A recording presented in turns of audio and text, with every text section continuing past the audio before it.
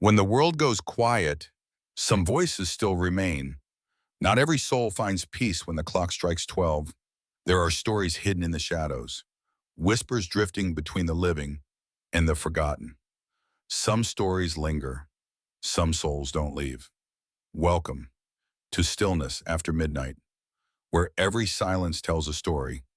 If you're drawn to the mysteries that stir after dark, the voices that echo when the world sleeps, subscribe now and join us as we listen to the souls who still have something to say, because in the stillness, the truth finally speaks. I have always believed that the dead leave behind more than bones. They leave whispers in the soil, stains in the air, echoes that wait patiently for someone foolish enough to listen. Perhaps that is why I became an archaeologist, not to study history, but to disturb it. My name is Laurent Moreau.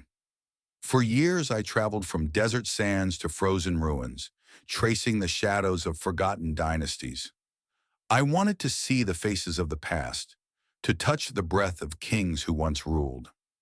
I thought I understood ruins, stone, dust, silence. But China taught me otherwise. It was the spring of 1987 when I first stood before the excavation site, a remote valley, the hills curved like sleeping beasts, their backs heavy with centuries of untouched earth.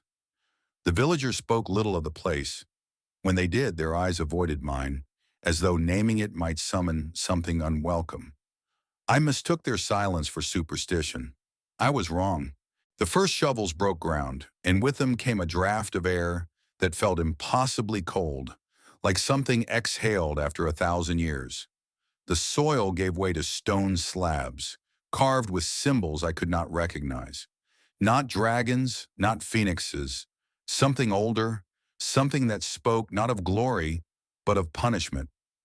By lantern light, we uncovered the entrance, a gate sealed by earth, lined with carvings of human figures in endless procession. Mourners, priests, soldiers, and at the center, drummers. Their bodies bent in rhythm, hands frozen against taut skin stretched across ritual drums. Yet their faces bore no eyes, only hollow sockets, gouged so deep they seemed to follow me whenever I moved. That night I could not sleep. I wrote a single line in my notebook, words that felt less like mine and more like something borrowed. They are watching, though their eyes are gone. I tried to laugh at my own unease. After all, fear is not unfamiliar when one peers into the past. But fear should not linger this way, like a taste on the tongue, bitter, unshakable. The others in the camp celebrated.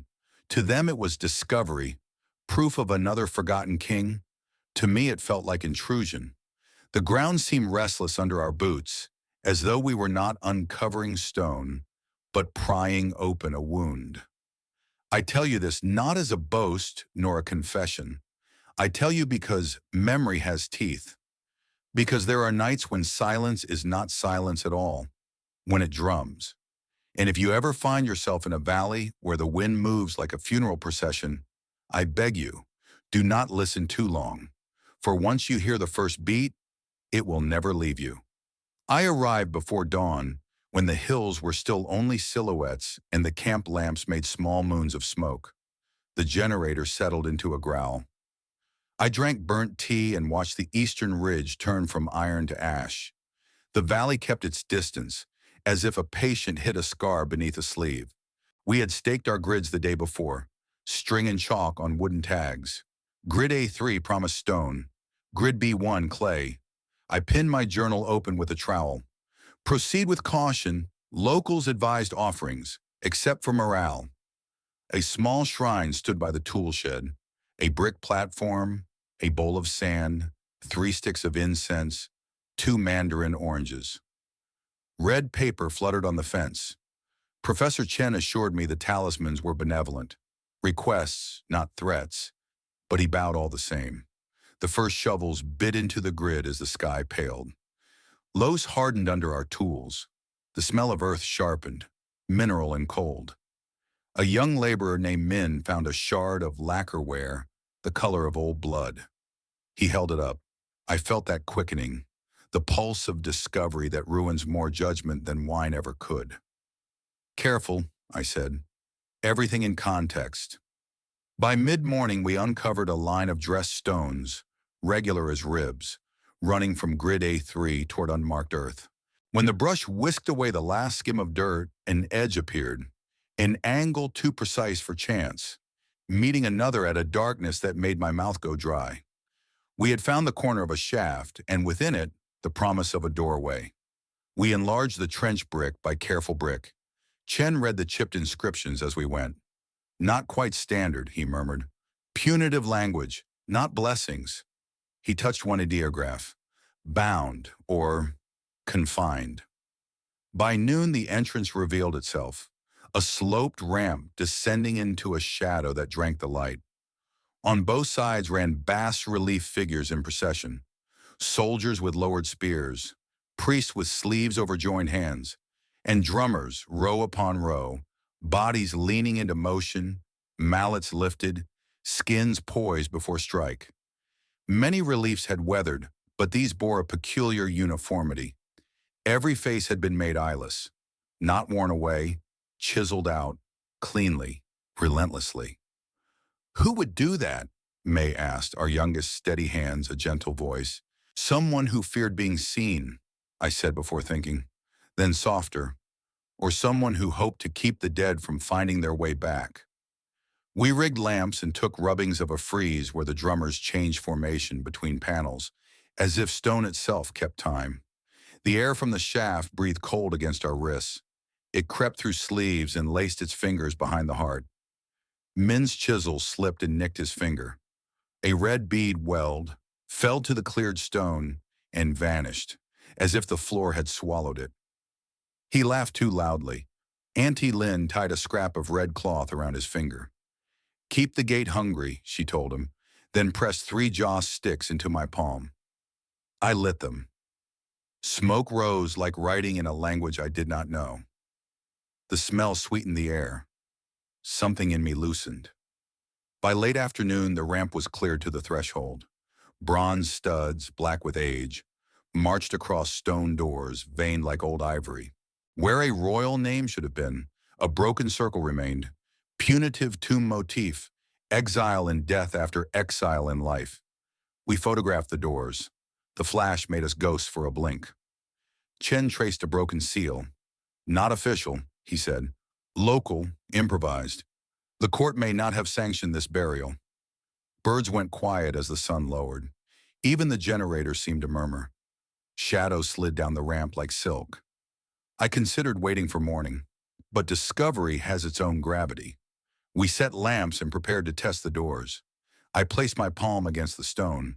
The temperature seemed to alter under my skin, as if my flesh had been misinformed about the nature of cold.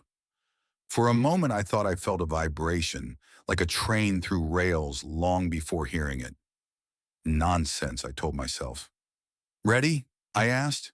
The doors would slide on stone runners, their weight counterbalanced by a mechanism in the threshold. We affixed a spreader and ratchet straps. On the third draw, the left door shifted with a sound like 2 bones remembering their parting. A draft slid out, and the lamp flames bent their heads. The smell was not rot. This was the absence of smell perfected. Dry lacquer, old ash, the metallic suggestion of coins long kept in drawers.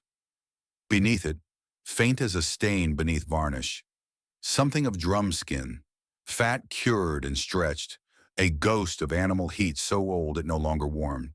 We stopped. Nobody spoke. Enough for tonight, I said. We prop the door. We seal the tarps. We return at first light. They agreed. We wedged the door and braced the opening with a frame. The interior remained dark. The light failed a yard inside. It felt like shining a torch into the back of a throat. Back at camp, I made notes while frogs began their circuitry by the stream.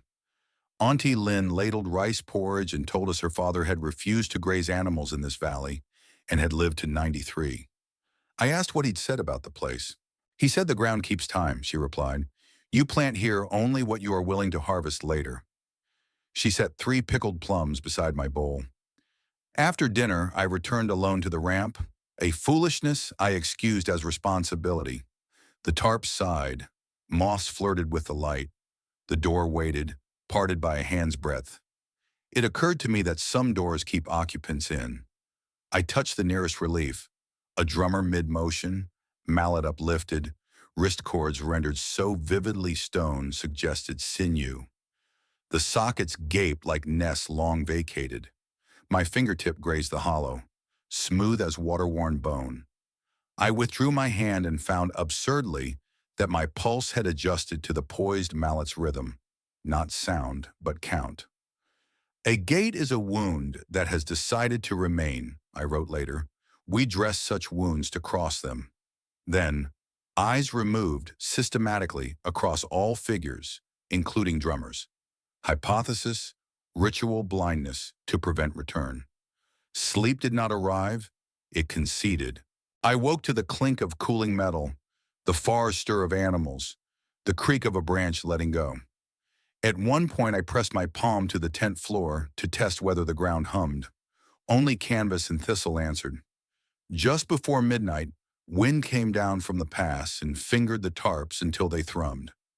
Insects paused, a small intake of breath.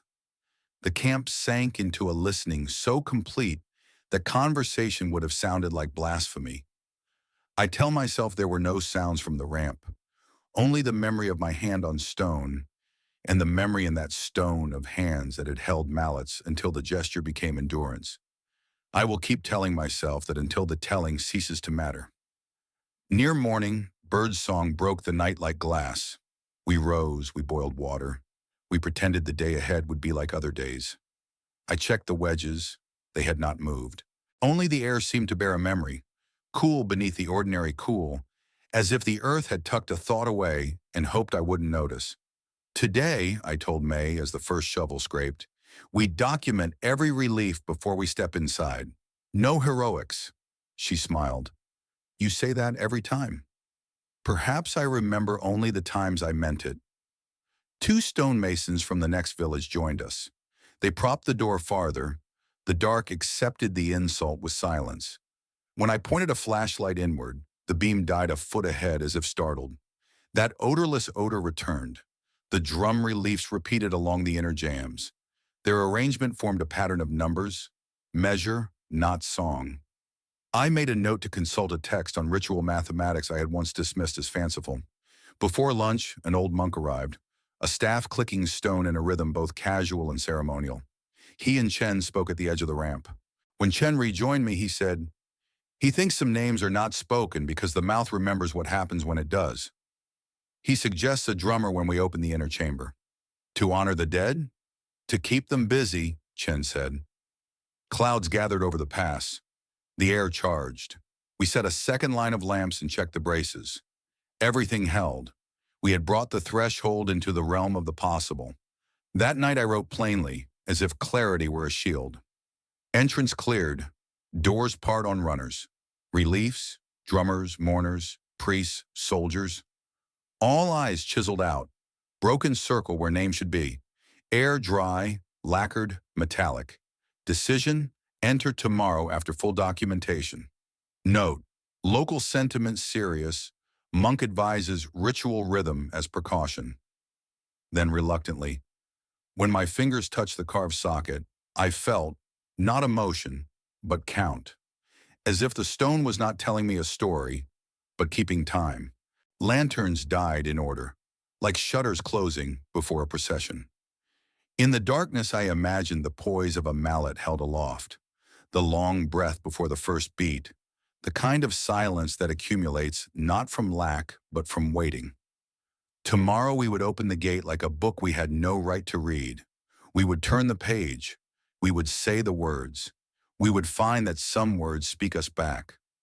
The morning returned with a mist so dense it blurred the valley into shifting shadows, hills dissolving into pale white, as if the world had not yet chosen to reveal its shape. The generator coughed and stuttered, lamps swayed weakly, and the earth itself seemed reluctant to wake. Professor Chen was already at the excavation ramp when I arrived. He had not slept. His eyes were red, his notebook filled with frantic strokes of characters copied from the walls. He told me the inscriptions repeated, carved in different hands but with one voice. Bind, contain, deny passage. His words chilled me more than the damp air. I crouched beside him, brushing dust from another panel. The drummers emerged again, 72 in all, each bent forward as if in mid-motion. Yet none bore eyes. At first glance, the sockets might have been erosion, but no, the work was intentional. Each hollow was neat, deliberate, the curve of a tool guided by certainty. These were not unfinished faces. They had been blinded. May, hovering at my shoulder, whispered that truth aloud, and her voice made the hairs along my neck rise. We continued our documentation through the day. Every figure was copied, photographed, rubbed with charcoal onto paper that smelled of smoke. The soldiers, the priests, the mourners, they all had their sockets cut away. And yet the drummers grew in number until the final panel was crowded only with them, a wall of eyeless musicians straining into eternal rhythm. I pressed my palm against the cold relief and felt not simply stone, but memory, the residue of hands that had carved with grim intent. The monk's words returned to me. Some names are not spoken because the mouth remembers what happens when it does. Here, I thought, the stone itself remembered. That night the camp was restless. The wind pushed at the tents, ropes whining in protest. I woke to the sense of being measured, as though unseen instruments were charting the tempo of my breathing. My lamp guttered low. In that thin light, faces swarmed behind my eyes, hollows where pupils should be, voids that gazed with more precision than sight ever could. I stumbled outside, desperate for air. The camp lay silent. No voices, no animals, not even the rustle of leaves. At the edge of the pit, in the space where lamplight faded into mist, I glimpsed a procession. Figures in robes moved slowly, heads bowed, feet keeping perfect time with an inaudible rhythm. I blinked once and they were gone, yet my heart still beat in a cadence not my own, each thud like a drum beneath the ribs. The following morning, Min brought a scrap of yellowed paper from the village, a child's drawing, rows of stick figures holding around circles that could only be drums. None had eyes, and above them hung a black smear like a torn banner. The farmer's wife had explained that her grandfather once told stories of drummers who kept a dead king bound in his tomb, beating skins so he could not walk again. I folded the drawing into my journal, its crude lines more unsettling than the finest carvings. Later, while May cleared debris from the southern wall, she uncovered a crack. Reaching into the cavity, she pulled free a clay mask. Time had smoothed its surface, but I saw at once what had been done. Its eyes had been gouged away with the same merciless precision. Professor Chen examined it, then snapped his notebook shut. His face was hard when he said that perhaps this tomb was not a resting place at all, but a prison. That evening, silence fell heavier than the mist. No insects sang, no frog spoke by the stream. The valley seemed to hold its breath, and then it came. A sound faint as the first drop of rain, hollow and steady, a drum beat rising from the earth itself. It struck not with echo, but with inevitability, each beat marking time with cruel patience. I pressed my hands to my ears, but the sound was not in the air. It was inside me, thudding in my chest, insistent as my own pulse. Through the long night I counted, helpless, until dawn smudged the horizon. And when I turned to my journal, I found a line written in a hand I did not recognize, though it was penned in my book. They have no eyes because they see too much. The third day at the site carried the weight of exhaustion. None of us had slept properly. The men smoked more than usual, their hands trembling when they passed the tools, and May kept glancing at the hills as though expecting them to close in on us. The sound of the drum from the night before had left no visible trace, but the silence afterward felt denser, as if the valley itself had absorbed the echo and was waiting to return it. I pretended to take measurements with a calm hand, but the truth is, every time I bent near the stone wall, my heart fell into that rhythm again, slow and deliberate, like a beat too ancient to belong to my body. We decided to widen the opening of the shaft. The doors had been wedged open just enough to tempt us with shadow, but Professor Chen insisted we brace them fully to avoid collapse. As the workers hammered in the supports, I caught the faint smell again. Not of rot, but of something preserved unnaturally well, as though the air itself had been embalmed. May gagged and tied a cloth around her mouth. Chen muttered about lacquers and ritual oils, but he sounded unconvinced. I stepped inside with a lantern, the light quivering across walls that seemed reluctant to yield. For a breathless moment, I felt like I was standing inside a throat.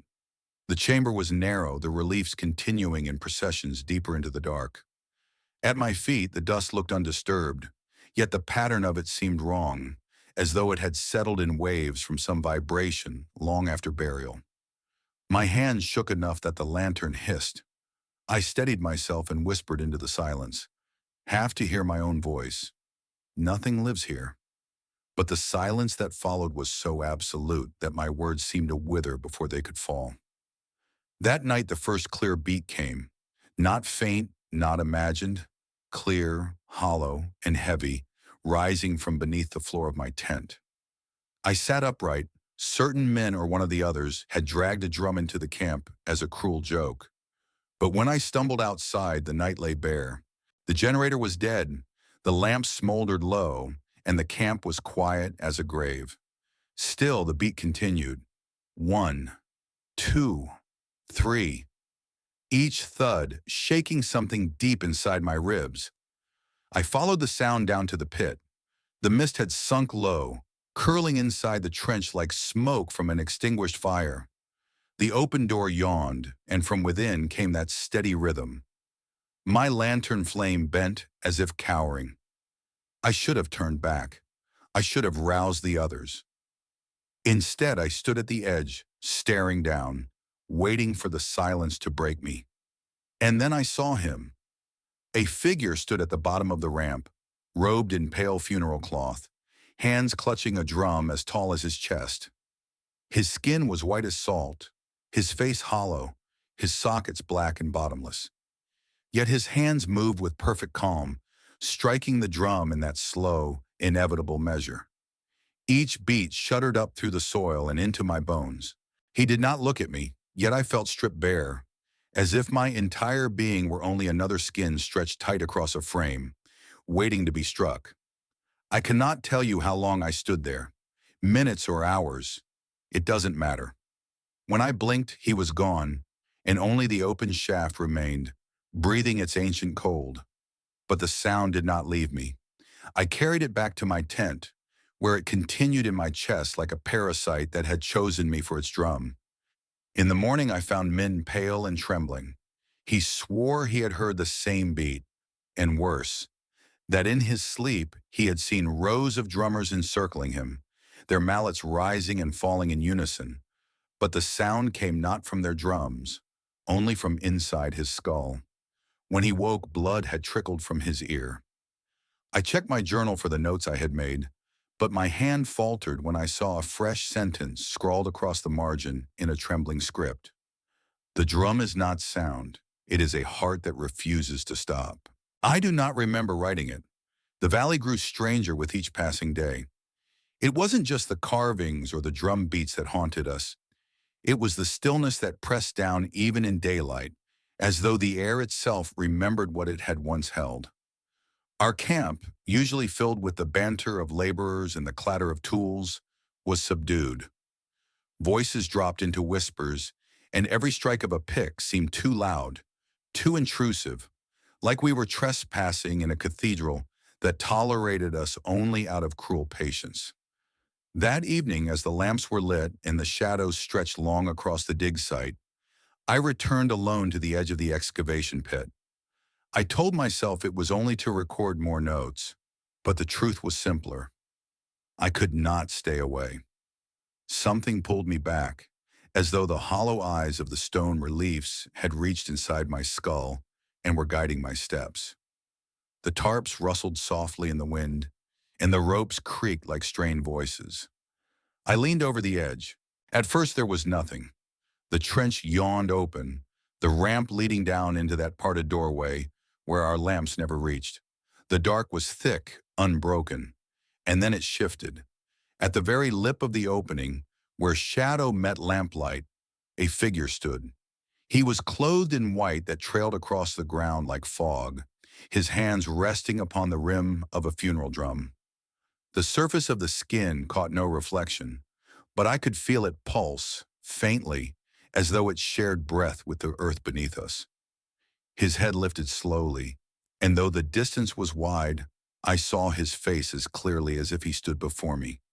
Pale, hollow, the sockets of his eyes empty, blacker than any shadow cast by firelight. I wanted to call out, but my throat clenched. The figure did not move closer, nor retreat.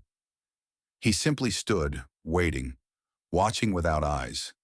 A hand touched my shoulder and I nearly screamed. It was May, holding a lantern. "You see him too," she whispered. There was no question in her tone. She had seen what I had seen. I turned back toward the pit, but the figure was gone. Only the open shaft remained, its darkness alive with silence. That night no one slept well. One of the laborers, a boy no older than 20, fled the camp before dawn. We found him hours later by the stream at the base of the valley. His body lay twisted on the stones, his face locked in a mask of terror, his ears leaking blood as though the drum beats had shattered him from within.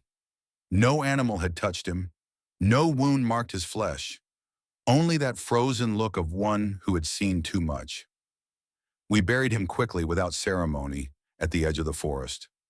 Auntie Lin wept, muttering prayers under her breath. Chen kept repeating that it was exhaustion, perhaps illness, a fever of the brain. But his voice was brittle. Even he did not believe what he was saying. That evening, as the sky dimmed, I returned to my journal. My handwriting grew more unsteady with each line. I wrote of the boy by the stream, of the figure at the pit, of the silence that was never truly silent. Yet when I closed the book and set down my pen, I saw words had appeared on the next page. Words I had not written, words that crawled across the paper in a trembling scrawl. The drummers wait at the edge. If you hear the beat, you are already inside the procession. I stared until the lantern burned low. My pulse matched the rhythm that had haunted me since the first night, and in the moment before sleep claimed me, I heard it again. Soft, steady, inevitable, like the earth itself had begun to count. Morning came thin and brittle, like light pressed through cracked glass. No one spoke at breakfast. Bowls cooled untouched. Spoons lay where they were placed. The valley wore a colorless face, as if it had washed itself of anything that might be mistaken for warmth. We had already found the boy by the stream in the hour before dawn, and now everything we did followed that discovery like footsteps, unwilling to catch up to the body they belonged to. His name was Jun. I write it because the tomb does not. He had joined us 2 weeks earlier, a narrow-shouldered boy who whistled when he worked and apologized when he tripped over his own shadow. I told myself, and then Professor Chen, that men collapse from exhaustion on sites all the time. Heat, dehydration, unseen weakness. And yet we were not in heat, and Jun had been as healthy as any of us, perhaps more so. He had fled sometime in the night. We followed the scuffed marks of his boots along the path, like a sentence written in panic. At the stream, the sentence ended abruptly, as if a period had been hammered into it from inside his skull. He lay partly on the stones, partly in the water. The stream was shallow there, no more than an ankle's depth. His face had stiffened into a mask that my mind refuses to soften when I remember it. Mouth drawn open in a shape that is not a cry, because the cry could not find its way out. There were no bruises, no tears in the skin, no sign of struggle save for the nails of his fingers, rimmed with mud as if he tried to grip the earth and hold himself to it.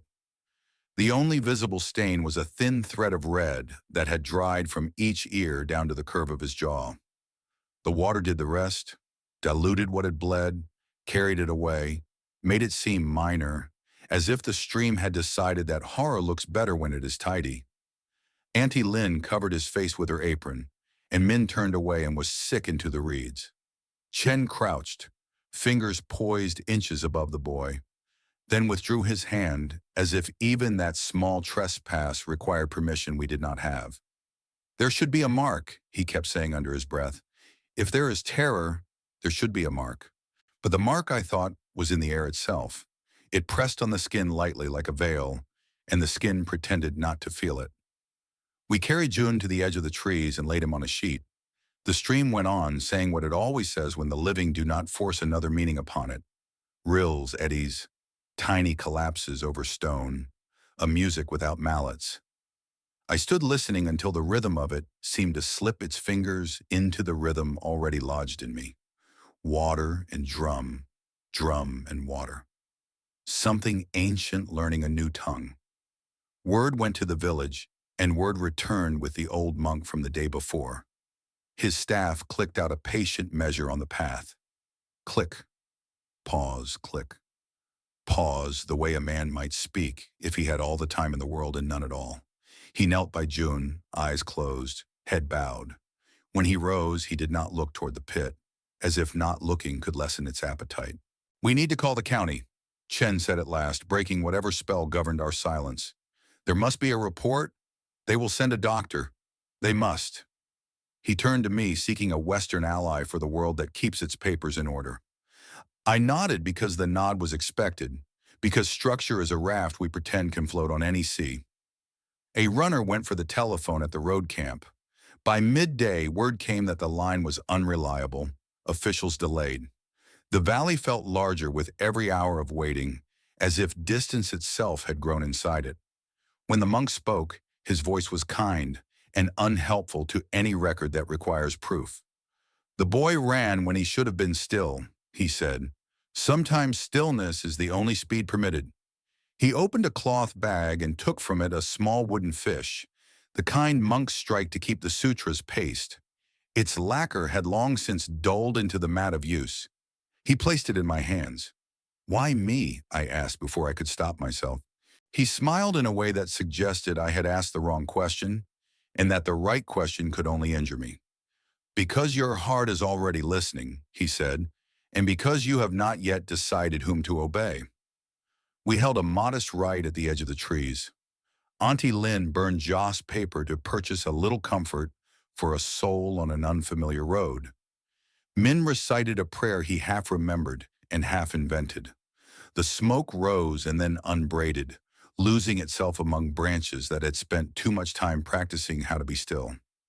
I kept the wooden fish in my pocket, a shape against my thigh, a small curve that didn't belong there, and yet insisted.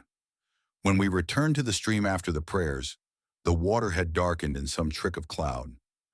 I walked the little shelf of stone and studied the bank where June's head had rested. Something glinted in a pocket of sand. Almost nothing, a shape no larger than a coin. I crouched and brushed water aside with my fingers.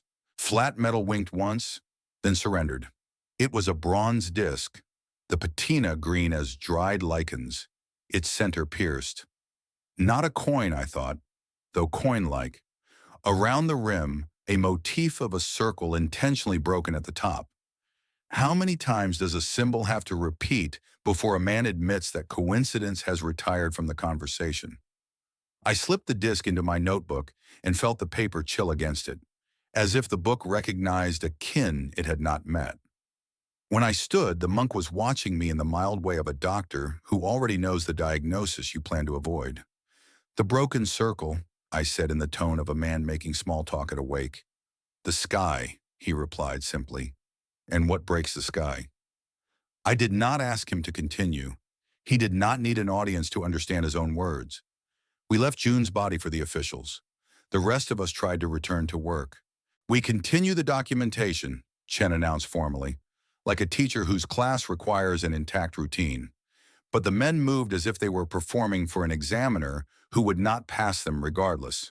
Tools clinked and were set down gently, as if we had learned our noise could be taken from us. May joined me along the relief where the drummers thickened into their final multiplying rouse. 72, she said, and I nodded.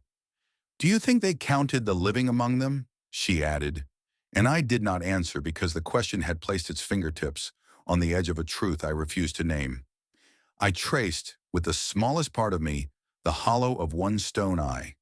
It felt like the inside of a smooth shell, something once housed, something gone now, leaving an absence that had hardened into its own presence. The day resisted ending. Even the sun seemed tired of making choice. When dusk finally arrived, it came as a relief, the permission to stop pretending that light could help us. I ate, or I did not. I cannot remember. I remember rising and finding myself again at the stream, as if I had been walking toward it all day and only just noticed. The water wrote its same old sentences, but I heard underneath a stubborn subtext, the sort you only hear when you are alone, and the world decides you might finally be willing to listen. I took the wooden fish from my pocket. It fit into my palm with the obedience of old tools. The monk had not given me a striker, so I used the spine of a spoon. The sound it made was not a sound for outdoors. It belonged in a temple hall where boards remember the discipline of feet and voices keep a vow. Still I struck the fish softly, a slow, even rhythm. The stream pretended not to hear, or it heard and continued anyway, which is much the same thing. I told myself I was honoring the dead. Another self, more honest, answered that I was trying to negotiate with what lay underneath our feet. After a minute, a measure, I felt it. Not out loud, not in the air, but in the marrow. Something else answered. The reply did not come from the pit or from the trees. It rose through the stones under the water. Between my beats came another beat, careful, patient. I changed tempo. It matched me. I stopped. It did not. Its measure continued for 6 more strikes and then rested, as if to show me that my absence had already been accounted for. The moon lifted itself like a coin struck from tarnish. Across the stream, a patch of fog thickened against the opposite bank, and then shaped itself into the suggestion of a robe. A drum resolved beside it, curved, familiar, the skin a pale oval that reflected nothing. I did not see hands. I did not need to. The head of my spoon trembled between my fingers. My own pulse went obediently to where it had been trained. Laurent.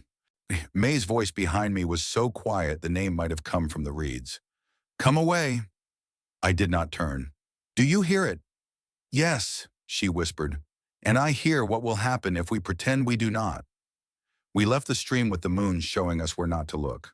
At camp, the generator refused persuasion for a while, and then consented reluctantly to cough back to life. Light drew definite lines and we hid inside them. Chen examined the bronze disc and did not contradict what it was. Punitive, he said. All the motifs agree. The narrative is the lock. The drummers are the key. What does the lock hold? Min asked, open-palmed, like a child requesting a gift he expects to be refused. The same thing all locks hold, I said before Chen could. A name. I did not say that names, when entire, can walk out of stone. The officials arrived near midnight in a rattling truck that looked insulted to be asked to climb the valley road. The doctor's examination was brief, and its conclusions social. Exposure, possible seizure, nothing conclusive. The county would investigate. The site would remain under observation. They spoke briskly at the edge of the lamplight, swapping syllables that made a scaffolding of procedure. I clung to it more than I should have. They took Jun toward the village, taillights shrinking to 2 indifferent embers. When the red went out, the valley felt ownerless again. Sleep toyed with us. I dreamed I was seated at the edge of the pit with the wooden fish on my knees, my hands blistered, my wrists aching, and still I struck, and still the reply came from below in steady partnership. At some point in that endless measure, I realized the pattern we were keeping was not for the benefit of the dead. It was for the benefit of something that listened to the dead. The thought woke me like cold water. I went to my journal, hunting the safety that language pretends to offer.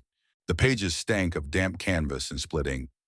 I wrote, Jun deceased by the stream, no visible trauma, blood from ears, officials notified, wooden fish obtained, struck at stream, reply perceived, stream stones vibrate, Bronze disc recovered.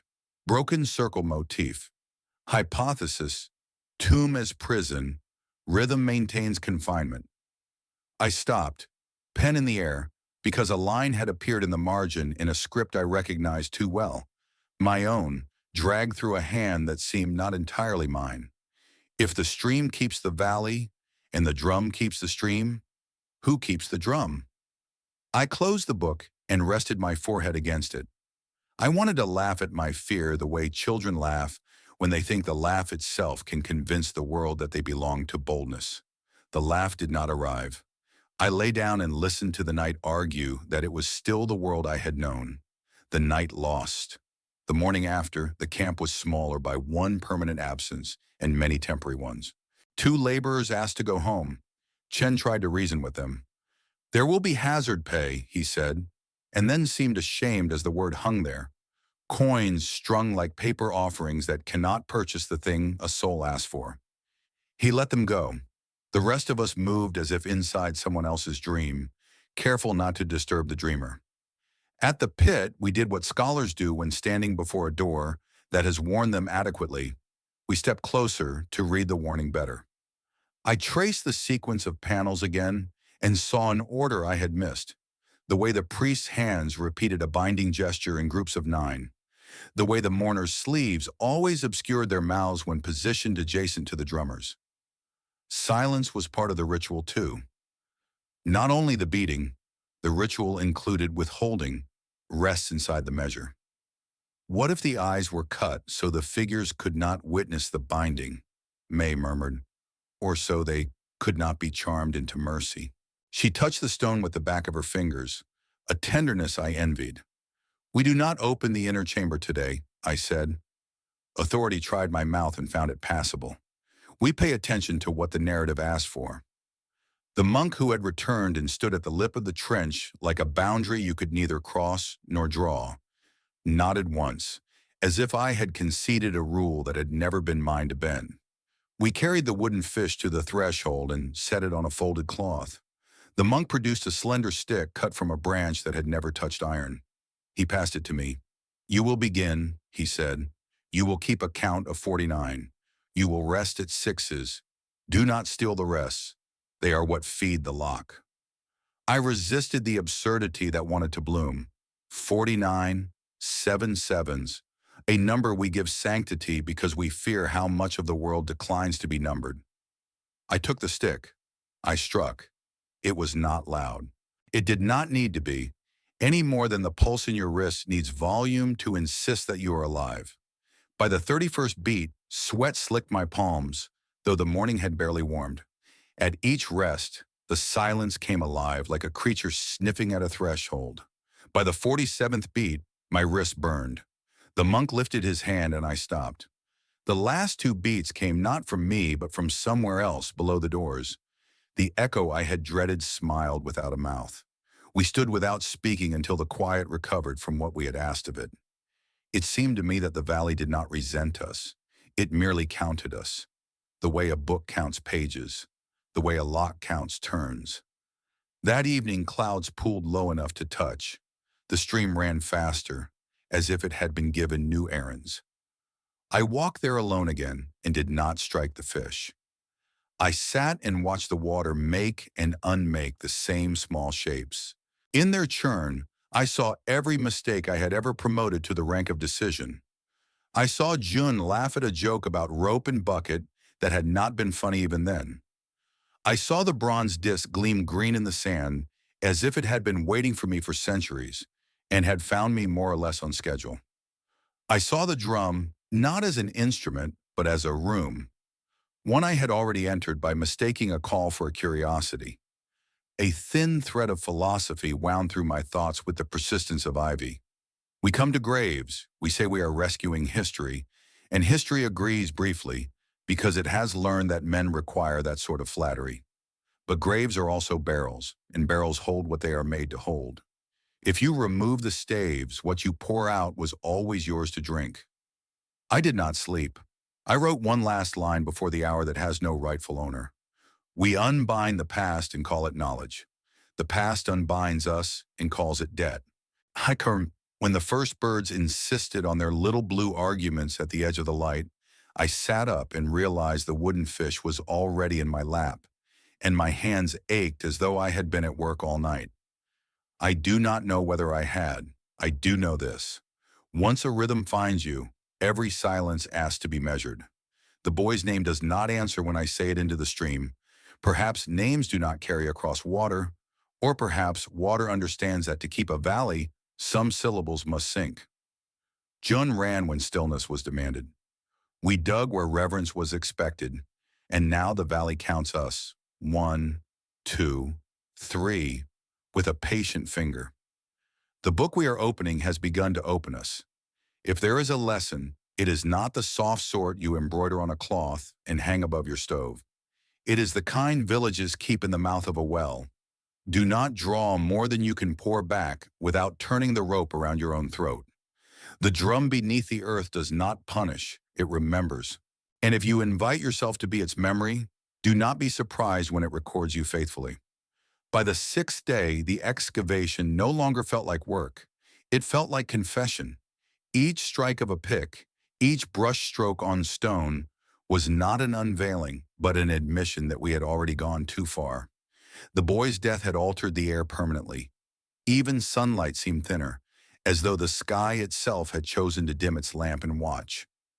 Professor Chen insisted on proceeding with caution, yet I could see the hunger in his eyes. Scholars are not spared from desire. We merely give it different names. Knowledge, discovery, progress, words to cover what is really compulsion. He and I both knew that if we closed the tomb, sealed the doors and left, it would not matter. The beats would follow us. Once the ear has been claimed, silence itself becomes a sound. It was Chen who found the text. He had been comparing the inscriptions from our rubbings to fragments in his archive, books he carried in battered cases wrapped with twine. One evening, he brought one into my tent. Its pages were yellow, edges curled as though they had been singed long ago. He turned to a section written in a script so dense it seemed to coil. "This," he said, "is the account of an exiled emperor. Not official history. These lines were smuggled into a monastic chronicle, hidden among sutras so no court censor would notice. The passage told of a ruler who was overthrown, stripped not only of his throne but of his name. The chronicler described a burial unlike any sanctioned rite. No jade suit, no ancestral prayers, no heavenly ascension. Instead, there was binding, a ritual of drums that must never cease, struck by chosen men until their flesh gave way, their places filled by others. An endless rhythm meant to tether the emperor's soul in darkness. If the drums falter, he shall rise, and the heavens shall tear," the text warned. Chen's hand trembled on the page. "Do you see? The figures, the eyeless drummers carved in procession? They were not mourners. They were jailers. Each beat of the drum was a chain, the sockets carved hollow not to blind, but to deny pity, to strike without seeing." I felt the words like cold water poured through my chest, the hollow faces in stone, the dreams, the beats beneath our tents. It all aligned, not as a story, but as a system, a mechanism older than law. The tomb was not a house of memory. It was a prison, and we had broken the lock. That night the beat returned stronger, not distant, not faint, but near. It came through the ground itself, shaking bowls, making lantern flames tremble. The laborers huddled together, whispering prayers in dialects I did not know. Min pressed his hands to his ears until they bled. Auntie Lin sat rigid, eyes closed, lips moving soundlessly, as if bargaining with gods who had long since declined to answer. Sleep, when it came, brought no rest. I dreamt of myself among the drummers, the mallet splitting my palms, blood soaking into the stretched skin of the drum. My arms moved without will, rising, falling, rising again. I looked down at my hands, and they were not mine. They were pale, drained, skin splitting where sinew should hold. Around me, rows of others beat the same measure. Hollow sockets turned toward me, and in the black wells of their faces I saw myself reflected, eyeless, endless. I woke gasping, my chest bruised with phantom pain, my ears still full of the rhythm. The journal lay open beside me, though I had not opened it. Across the page, in that same unsteady hand that seemed to borrow my own, the words sprawled, "Chains break when silence is stolen. The drums must not rest." The next morning, Chen spoke with urgency. "We cannot stop now. If the ritual has been broken, we must understand it fully. Knowledge is the only weapon left to us." His voice shook, but whether with fear or determination I could not tell. I stared at him, wondering if he too had begun to hear the beat inside his chest, if he too was counting without meaning to. The valley was no longer merely quiet. It was obedient. Even the wind seemed to move in intervals, gusts arriving at measured paces, as if the air itself had joined the rhythm. When I stood at the stream, the water no longer babbled. It struck stones like mallets on skin, droplets rising in timed arcs. Everywhere the world kept the beat. That evening the monk returned. He looked more weary than before, as though each step of his staff had stolen something from him. He pointed at the tomb, his voice low but unshaken. "There are prisons man builds to hold other men, and there are prisons men build to hold gods. This place is both. Do not mistake your presence here as chance.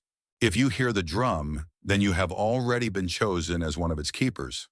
I wanted to laugh, to dismiss him as a relic of superstition, but my laugh would not come. My pulse was already aligned, beating in the same cadence that haunted the soil. That night, in the brittle silence before dawn, the beat ceased. For the first time in days, stillness returned. I thought relief would come with it, but instead I felt terror deeper than any sound could bring.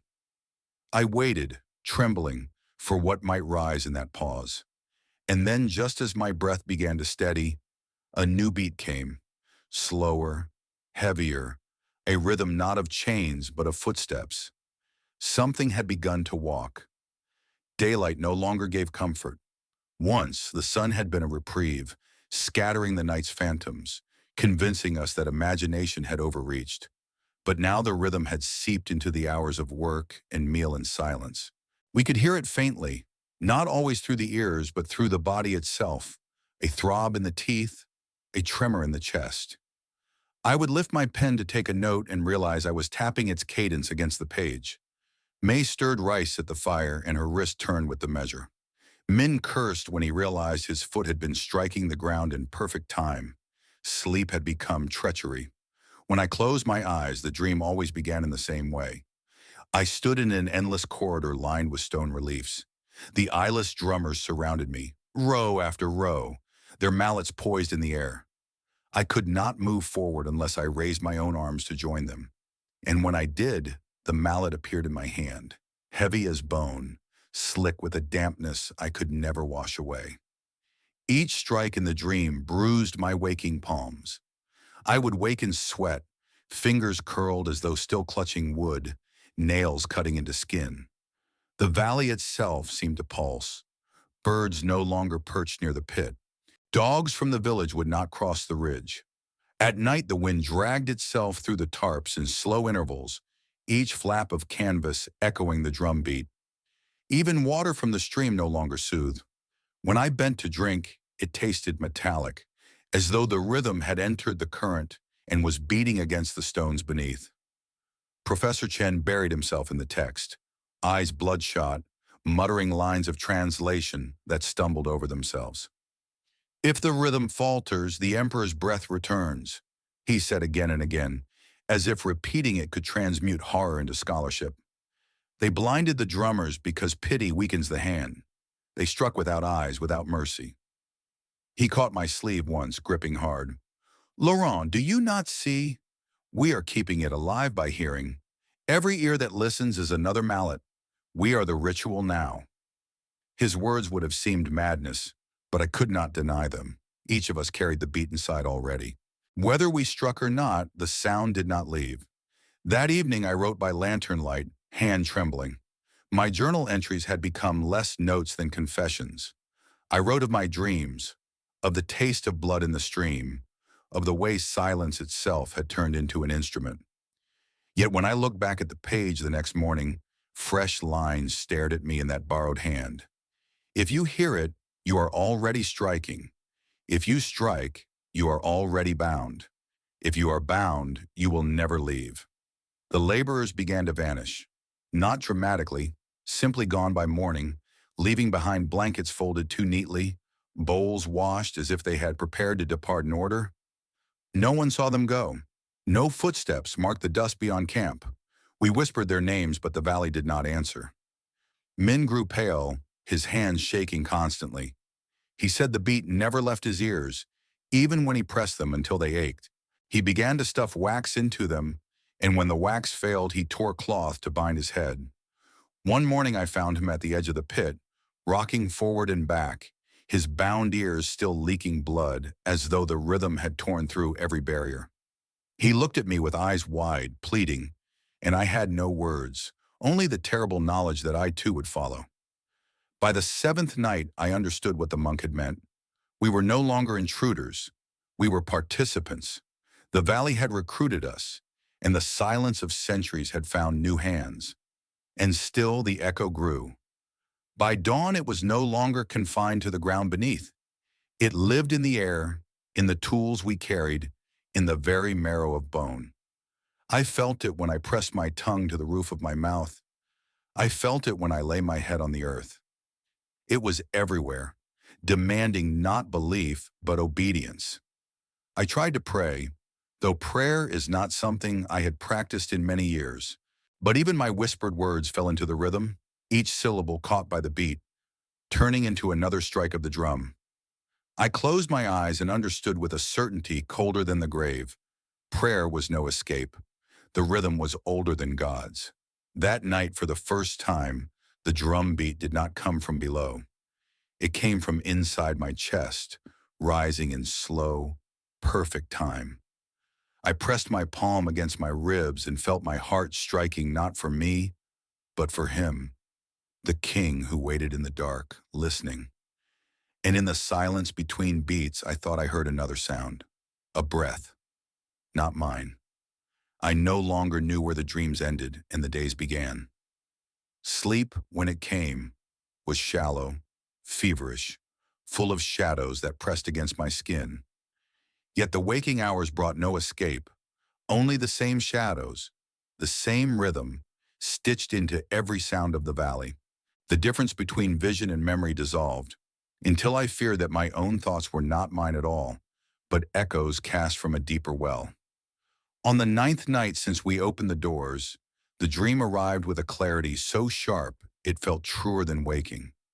I stood in a vast chamber beneath the earth, larger than any temple, its walls lined with the eyeless procession.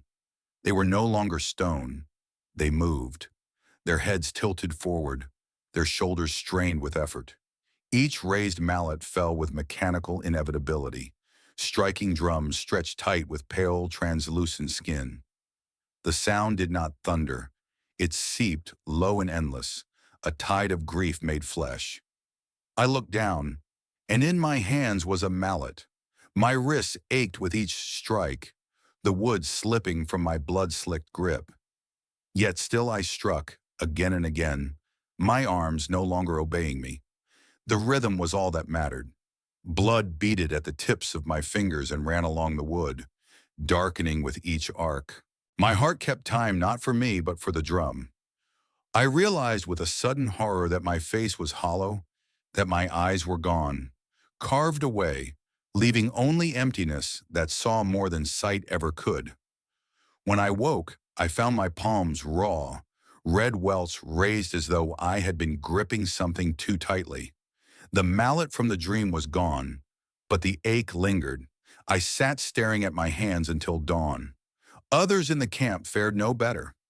May confessed that she had dreamed of walking among rows of drummers, carrying a mallet but never striking, condemned to march endlessly in silence. Her lips trembled as she spoke, and she clutched her head with both hands, as if to keep her thoughts from spilling into the air. Min's dreams were worse. He claimed he had become one of the drummers, his flesh splitting, his bones hollowing, his ears filled not with sound but with pressure, as though every beat inside him was a hammer on stone. He would not sleep at all now, staggering through the day with eyes ringed black, muttering numbers under his breath, counts that never ended. It was on the 11th day that one of the older workers vanished. He had spoken of seeing shadows at the edge of the fire, figures in white drifting closer. We laughed nervously, told him the mist was playing tricks. But when morning came, his bedroll was neatly folded, his boots placed side by side, and he was gone. We searched the valley, the stream, the paths to the village, but no trail marked his departure. Only silence answered. That evening I felt the air thicken, as if the valley itself had grown lungs. Every flame in camp bent the same direction, as though pulled by breath. I walked alone to the pit, lantern trembling in my hand. The doors gaped open, and the darkness inside was no longer empty. I heard it clearly then, the rhythm not of one drum, but of many, layers upon layers, rising and falling like a sea in motion. And then I saw them. A procession moved at the bottom of the ramp, dozens of figures dressed in white, their heads bowed, their hands bloody against the drums they carried. Their steps were soundless, yet the rhythm poured from them, steady, merciless. I recognized faces among them, not just strangers, but men from our own camp, those who had vanished in the night. Their eyes were hollow, their movements bound to the endless measure. One lifted his head, and I saw June, the boy we had buried at the edge of the forest. His face was pale as parchment, his sockets empty, but his mouth curled into something like recognition. He raised his mallet once, struck, and the sound shuddered up through my bones. I staggered back, dropping the lantern. The flame snuffed out as it struck the ground, plunging me into the dark. But the figures did not fade. They burned in the blackness, more vivid without the light, each strike of their drums echoing inside my chest. I could not tell whether I was still standing at the lip of the pit or had joined them below. For one terrible instant, I felt the mallet in my hand again, warm with blood, and I struck in time with them. When I blinked, I was back in camp, my clothes damp with sweat, my hands trembling. No one asked where I had been. Perhaps they knew. Perhaps they too had gone walking in the same procession, and we no longer needed words to confess. That night, as the beat carried on into silence, I understood the truth. The drummers were never meant to die. They were chosen, bound, and when flesh failed them, others took their place. The ritual had no end, and now we were the replacements. The rhythm became constant. I no longer waited for nightfall to hear it, nor strained to catch it in the silence. It lived in the marrow of each hour, threading itself through footsteps, through the clatter of bowls, through the very beat of our hearts. Silence was no longer silence. It was merely the space between blows. And in those pauses, I swore I could feel something vast shifting in the dark, stretching against the chains we had loosened. Professor Chen's obsession deepened into a kind of fever. He spent whole days with the old manuscripts and rubbings spread across the folding tables, ink staining his fingers black. When I tried to draw him back to the campfire, he only muttered. At last, one night, he shoved the papers into my hands. "Read it," he demanded. The text was jagged, broken with missing lines, yet the meaning was unmistakable. The emperor entombed here was no ordinary sovereign. He had been overthrown for crimes so terrible that his very name was erased, a punishment worse than death. To prevent his return, the ministers decreed a ritual burial unlike any before. His soul was to be bound by rhythm, chained with sound. Dozens of drummers were sealed alive within the tomb, ordered to strike until their arms failed, until their blood soaked the drums. Their eyes were gouged so pity could not soften their duty. Their families were promised honor, though history never recorded them. Their beat would tether the emperor's spirit forever, pinning him in darkness so he could never rise, never claim the sky again. Chen's voice quavered as he translated aloud, "If the drums falter, the soul will walk. If silence falls, the heavens will split. The ruler undone shall be ruler again, not of the living, but of the dead. He wiped his face with shaking hands. Don't you see? The curse is not the drums. The curse is silence. The words sank into me like stones into deep water. Silence had always been a refuge, but now it felt like a predator waiting for us to stumble. The drums were not haunting us. They were protecting us, and the only price was that someone must keep them alive. But if we had broken the chain of centuries, if the ritual had faltered when we opened the tomb, then the emperor's soul was already stirring. The beat that now invaded our bodies was not just memory, it was command. That night I dreamed again of the chamber of drummers, but this time I stood at its center, the emperor himself rising from a blackened throne at the far wall. His form was indistinct, more shadow than flesh, his robes flowing like ink poured into water. Where his face should have been, there was only a mask of gold, cracked and worn, its eye sockets empty. Yet behind those sockets burned a heat I could feel even in the dream. He did not speak with words, but his gaze pressed into me, a command older than speech. Strike. Keep me, or release me. I woke gasping, the journal open on my chest. Across the page, written in the same jagged hand I could not claim as mine, was the line, "Better a prison with chains than a kingdom of corpses." May, pale and sleepless, confessed that she too had seen him. "He is waiting," she whispered. "Every beat we hear is not to bind him, but to call us closer. He wants us inside, Laurent. He wants us to take their place." Her words matched what my heart already knew. The ritual had never ended. It had only changed hands. We were not observers, not archaeologists cataloging history. We were recruits, drafted into a legion without eyes, keeping time so that a king would never rise. The realization hollowed me. Every step I took seemed to echo. Every breath measured itself against the hidden drum. At meals, no one spoke. We chewed in rhythm, we swallowed in rhythm, as though life itself had become a ritual we no longer controlled. The campfire snapped in time with the beat. Even the stars seemed to blink with it. One evening, Min vanished into the pit. We followed his footprints down the ramp, where they ended at the doorway. Inside, we found only his cap, damp with sweat, lying beside a smear of blood on the stone. No struggle, no cry, just absence. Later that night, when the drum sounded stronger, I thought I heard his footfall among them. A new beat added to the cadence. I can no longer deceive myself. The emperor is stirring. The curse is not the tomb, nor the drums, nor the eyeless guardians carved in stone. The curse is us, our hands, our ears, our hearts pressed into service.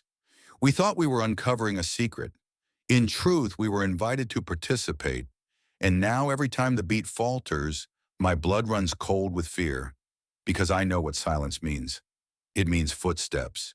It means he is coming. I cannot remember how many nights it has been. The valley keeps its own calendar, one that does not use days or moons but beats. I measure my life now by the hollow thud beneath my ribs, and by how many times I lose count before sleep claws me back. My journal has become less orderly. The pages are stained where the lantern oil spilled, the handwriting broken where my hand trembled too violently to guide the pen. Some lines are mine. Others, no, I do not claim them. They arrive when I wake, or when I blink too long. Words written in my hand, but carrying a voice that is not mine. The pit grows louder with each hour. The sound no longer waits for nightfall. Even as the sun bleeds across the ridge, the drums whisper and then hammer, rising from stone like breath. The air shivers. When I walk along the edge, I feel it in my teeth, in my skull, in the very marrow. I am not sure whether the sound exists in the earth or only in us. Perhaps the distinction no longer matters. May wanders camp with eyes glazed, her lips moving as if she is reciting a prayer. When I asked her what she whispered, she said she was counting, always counting, so the rhythm would not stop. "If I rest," she said, "the emperor will notice." I tried to comfort her, but even as I spoke, I found myself mouthing the same numbers. Professor Chen is gone, not vanished like the others, but hollowed. He sits at the edge of the pit with his papers scattered around him, repeating lines of translation in a hoarse murmur. Silence is fracture. Silence is betrayal. Keep the measure. Keep the chain. I tried to pull him away, but he clutched my arm with unnatural strength, eyes staring into nothing. "Laurent," he hissed, "don't you hear him breathing?" I did not answer, because I do. At first it was faint, hidden between the beats, but now in every pause, I hear a long exhalation, dry as dust sliding through a crypt. Something vast is drawing air, testing lungs that have not known breath for centuries. The dreams are worse. I no longer see only the drummers. I see myself seated upon a throne of bones, a golden mask pressed to my face, its edges cutting into flesh. I raise my hand, and the procession of drummers strike in unison, the sound splitting the earth. When I tear the mask away, my eyes are gone, and yet the world blazes clearer than it ever did before. I wake choking, my palms raw, blood staining the sheets though I carry no wound.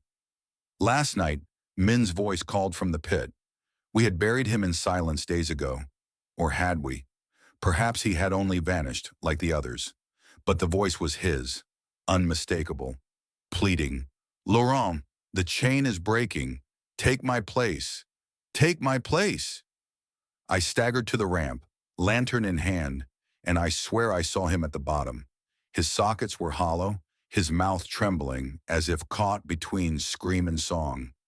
His hands struck the drum with ferocity, though his arms were little more than bone.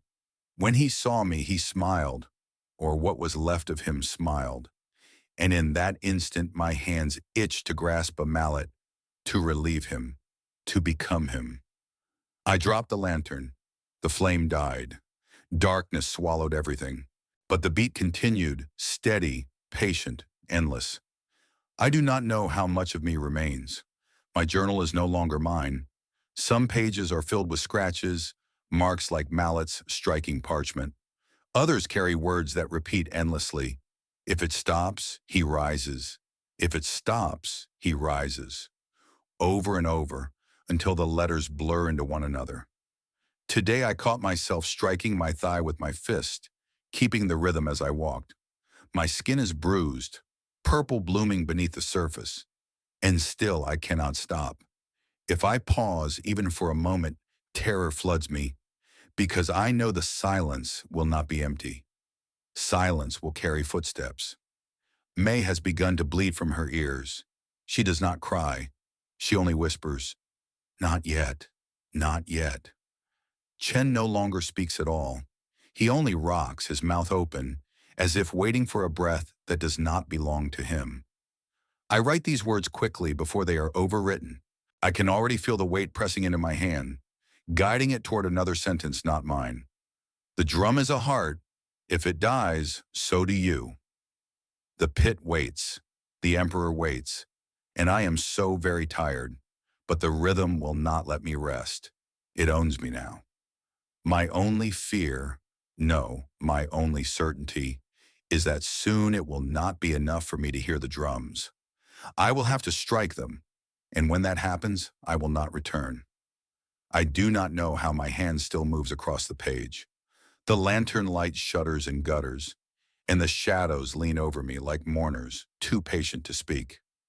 My pulse has become the drum. Every line I write follows its cadence. Perhaps when you read these words, if anyone ever does, you will not hear the sound that binds them. But I hear nothing else. The camp has emptied. Chen's papers scatter in the dirt, unread. His spectacles cracked where they fell. Of Chen himself there is no trace. May disappeared last night, though I knew it before her bedroll lay empty. She had already been slipping into the rhythm, her voice murmuring the count even in waking. She resisted longer than most, but resistance is nothing against the weight of centuries. I think she joined them willingly, walking into the pit as if answering her name at a roll call, And now I am the last. The silence between beats grows longer. I can feel the chains loosening. The emperor shifts. When the pause stretches, the air thickens with breath that does not belong to the living. I fear to stop writing, for even these words strike time, one letter after another, a rhythm made of ink instead of skin. I descended the ramp tonight. I told myself I would only look, only bear witness. But when I reached the threshold, the darkness opened like a throat and swallowed me whole. Inside, the chamber pulsed with sound, not echo but heartbeat. The drummers stood in rows, robes in tatters, flesh long rotted, yet their arms rose and fell, rose and fell. Sockets gaped where eyes had been, but still they turned toward me as one, and in their emptiness I saw myself reflected. And then I saw her, May, her small frame among them, her hands raw as she struck the skin of a drum that gleamed wet, impossibly wet, as though fed anew. She did not cry. She did not speak. She only kept the rhythm, and in her hollow gaze I read a command. Join us. I felt the mallet in my hand before I saw it. The wood was slick, as though carved from my own blood. My arms lifted without my will. The first strike cracked through me, and I screamed, but the scream was only another beat in the rhythm. The drum skin gave beneath my hand as though it had been waiting for me all along. I staggered back, dropped the mallet, and fled. Yet even now, seated in my tent, I still feel the weight in my hand, the ache in my arms. My palms are torn. I do not remember when they split, only that blood stains the pages as I write. The emperor is waking. I hear him draw breath in every pause. I see his shadow on the walls of my tent, stretching longer with each beat. The golden mask waits for a face, and it is my face it seeks. If the rhythm ceases, he will rise. That is the truth carved in stone, in flesh, in bone. I cannot allow it, so I will strike. I will keep the chain. Even if my heart empties, even if my name is swallowed, I will not let silence fall. The pen slips. My hand shakes. The words blur, and the beat is louder, louder. It does not stop. It must not stop. I must strike until the blood is gone, until there is nothing left of me but the beat. If you find this journal, you will not find me. You will find only the drum, wet with what I have given it. Perhaps you will listen. Perhaps you will join. The tomb waits. The emperor waits. And so I write, as my hand falters. The drum does not end. The drum is all. If it stops, he steps through. I must strike. I must strike. I must. The ink trails off here. The line jagged. My hand cannot continue. The beat will continue for me. They told me later that the rescue party reached the valley at dawn. I imagine the road was quiet, the air heavy as it always was, the trees leaning over them like witnesses too tired to testify. They came expecting collapsed scaffolds, or fever, or perhaps bandits. They did not expect silence so absolute it made their boots sound sacrilegious. The camp was deserted. Tents still stood, ropes taut, bowls of rice hardened in the morning chill. Lanterns leaned on their hooks, blackened wicks unburnt. A notebook lay on a stool, its last page smeared with blood that had never dried. But there were no bodies, no workers, no Professor Chen, no May, no Laurent. They followed the path to the pit. The tarps had sagged, rain pooling where hands should have tightened the lines. At the ramp, the soil was disturbed. Footprints, dozens, pressed into mud and then ending abruptly at the threshold of the tomb. Beyond, the dark yawned open. The doors had been forced wider, their bronze studs corroded green, as though centuries had passed in a single week. Inside, the chamber breathed a cold that did not belong to morning. Their lanterns trembled, the flames straining away from the hollow. The walls bore the reliefs we had uncovered. Mourners, priests, soldiers, drummers. Yet some swore the faces had shifted. Where once there had been 72 drummers, now there were more, crowded so tightly that stones seemed to buckle under their number. And among them, some reliefs wore details too familiar. A fold of cloth like maize, a pair of spectacles etched into a priest's nose, a Western profile carved in shallow lines. At the center of the chamber lay a drum. Its skin was stretched taut, yet wet, stained as if fresh blood had seeped across it. The rim was darkened, fingerprints smeared where hands had struck until flesh tore. No mallets lay nearby, only silence. Silence that did not comfort, but pressed against the ears. Heavy, waiting. The searchers turned the camp upside down. They combed the valley, the stream, the ridge. They found nothing. No tracks leaving, no graves hidden. It was as if the valley had swallowed every name it had been given. When officials filed their reports, they wrote of misadventure, of possible landslide, of disappearance under uncertain conditions. They stamped papers, closed files, sent notices to distant families. Yet when archivists checked the records, Laurent's name was missing from the roster of the excavation. His permits were absent, his passport unfiled. In the official lists of those dispatched to the site, no such man existed, and yet the notebook remained. Blood-smeared pages filled with confessions in a foreign hand, entries that dwindled into broken lines and scratched words. The drum must not stop. I must strike. I must strike. The notebook was cataloged, boxed, and shelved in an archive no one visits. From time to time, a clerk swears they hear a faint hollow beat when they touch its spine. Others dismiss it as imagination. The box gathers dust, but dust does not quiet the rhythm. As for the tomb, it was resealed. Concrete poured, fences raised, guards posted. The valley closed itself in again, pretending nothing had ever stirred beneath it. But the villagers still avoid the place. They whisper of the boy found by the stream, of the scholars who walked into the earth and did not return. And at night, when the mist is thick, they say you can hear a faint drum echoing underfoot, measured and patient, like a heart that does not belong to the living. The emperor waits still, bound perhaps, but never silent.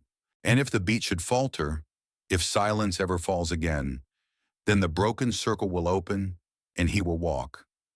This is all that remains: a valley, a sealed door, a drum that will not dry, and a name erased. Laurent Moreau is gone. In the records, he never was.